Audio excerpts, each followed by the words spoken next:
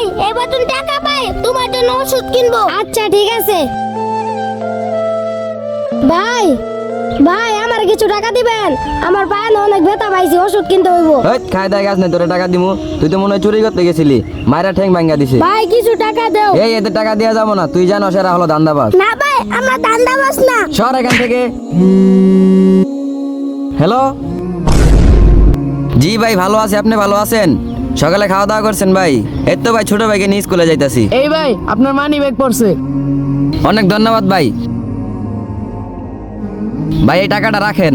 এই নাও বাবু, এই টাকা দিয়ে তোমরা ওষুধ কিনো। এই টাকাটা আপনি আমাকে না দিয়ে ওদেরকে দিলে ওরা আপনাকে কত দোয়া করতো আপনি জানেন? ভাই ওরা তো ধান্দাবাজ, তার জন্য ওদেরকে টাকা দেই নাই। আপনি কিভাবে বুঝলেন ওরা ধান্দাবাজ? দেখেন না ওই ছেলেটা পায়ে কত ব্যথা পাইছে, এটা দেখে কি আপনি বুঝেন না যে ওরা ধান্দাবাজ না? মিয়া আপনাদের জন্য আজকে বাংলাদেশের এই অবস্থা।